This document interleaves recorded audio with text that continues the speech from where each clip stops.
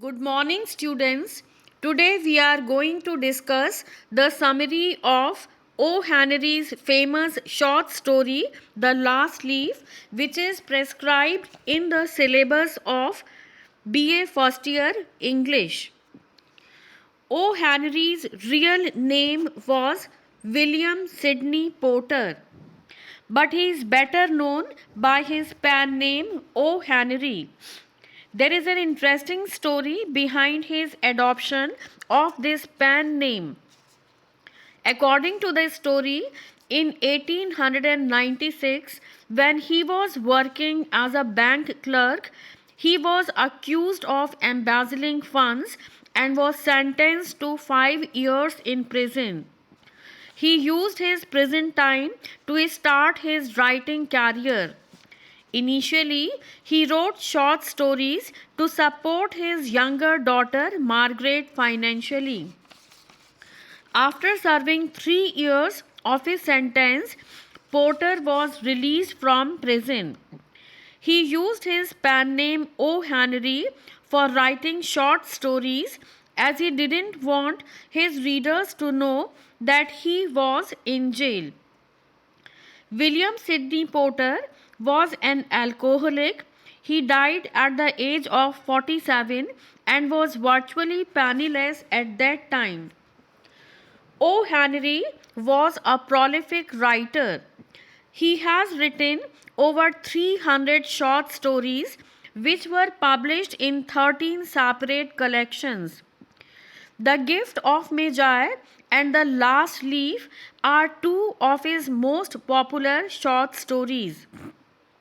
His short stories are remarkable for wit, twisted plots, and surprise endings. O. Henry Award is a prestigious award which is named after him and is given to outstanding short stories in America annually. The Last Leaf is a psychological story. It was published in his 1907 collection of short stories entitled The Trimmed Lamp. It has been translated in almost all languages of the world. It has been adapted by many filmmakers as well. For instance, in 1986, this story was adapted by Shyam Benegal as Kalakriti for his famous TV series Katha Sagar. Likewise, in 2013, the famous Bollywood movie Lutere was also based on this story. Now, so far as the summary of this short story is concerned, it concerns Johnsy, a poor young woman who is seriously ill with pneumonia.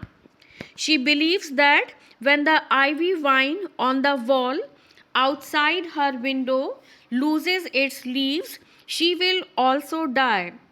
Her neighbor Berman, an artist, tricks her by painting a leaf on the wall.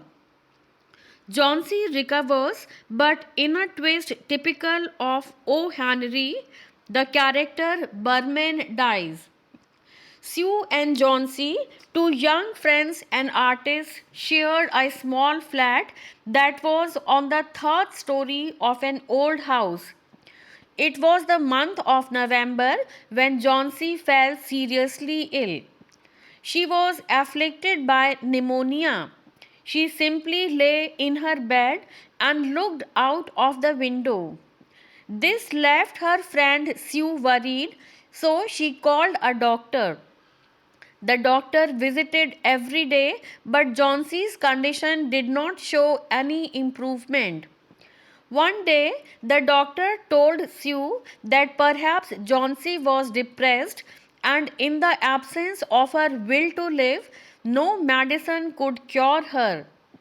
Johnsy was Sue's dear friend, so she made sincere efforts to revive Johnsy's interest in life by talking about clothes and fashion. She whistled while working, so that Johnson's mind could be taken off her illness. Suddenly, she heard Johnson whispering.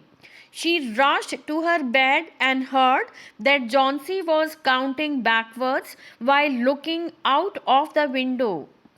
An anxious Sue looked out too and saw an old ivy creeper climbing halfway up the brick wall opposite their window.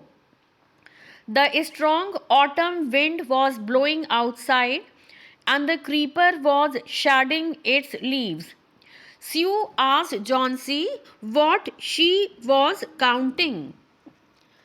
Johnsy replied that she was counting the leaves on the creeper, which were almost 100 till 3 days ago, but now only 5 were left. Sue said falling of leaves was normal since it was autumn. However, Johnsy revealed her shocking fear that when the last leaf fell, she too would die. Sue rubbished this idea and said that old ivy leaves had nothing to do with Johnsy's illness. But Johnsy insisted that she wanted to see the last leaf before it got dark and then sleep forever. Sue comforted Johnsy and requested her not to look out of the window while she used the incoming light to finish a painting that would get her some money. Johnsy agreed on the condition that Sue would finish her painting soon and not make her wait further to see the fall of the last leaf. She then told Johnsy Sue that she had to paint an old miner and was going down to call Berman, their neighbor, to be her model. Berman lived on the ground floor in the same building. He was a 60-year-old painter who had a lifelong dream to paint a masterpiece. Sue shared her worry with Berman and told how Johnsy was convinced about her death with the fall of the last leaf.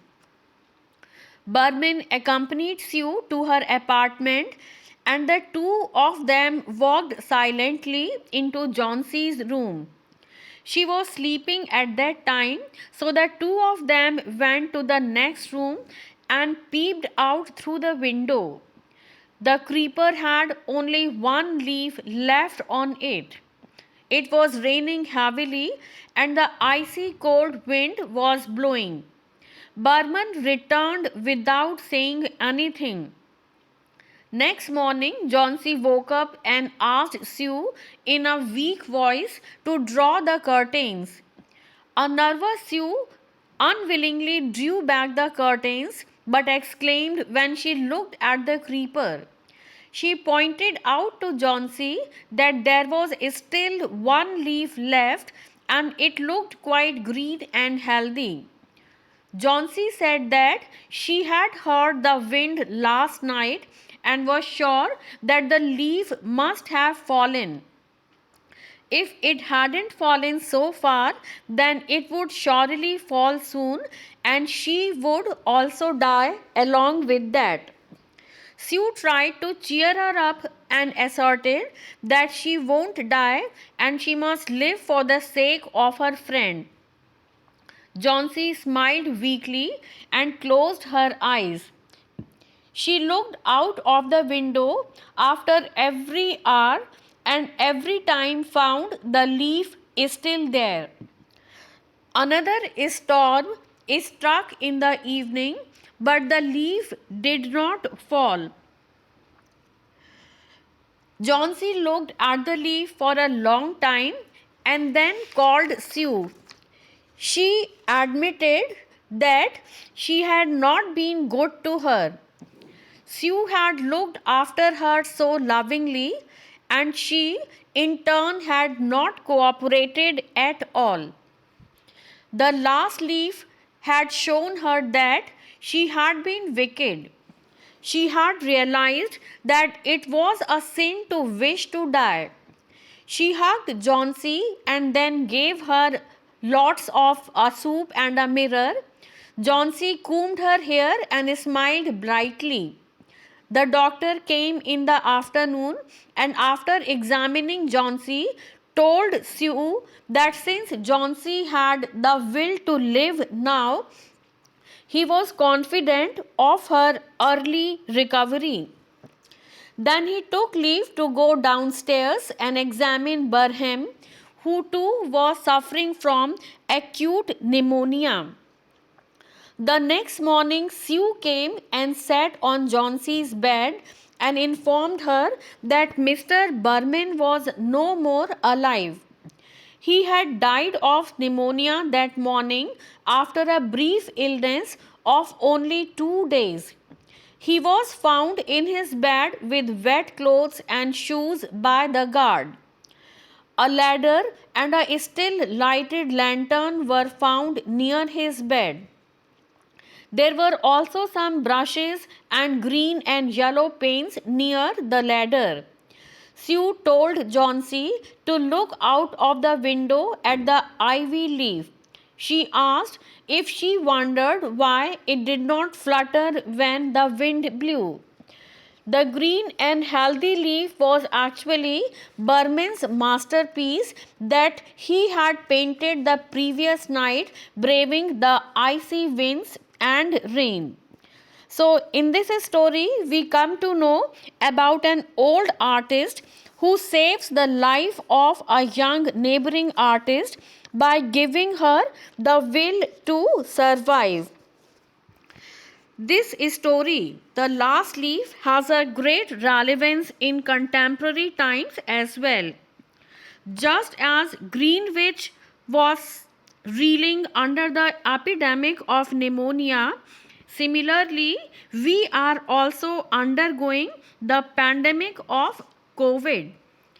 It has been proved scientifically that there exists a direct correlation between mind, body, and health. Human mind is a miraculous tool. It is very powerful. It can play a very important role in boosting immunity and buffering negative feelings. Willpower and positive approach alone may not cure a disease, but they can play a significant role in boosting immunity and speeding up recovery from serious illness. I personally feel that many lives could have been saved, especially during the second wave of corona, if there were people like Burhan in society who could instill a hope for survival in the hearts of the suffering patients. Thank you.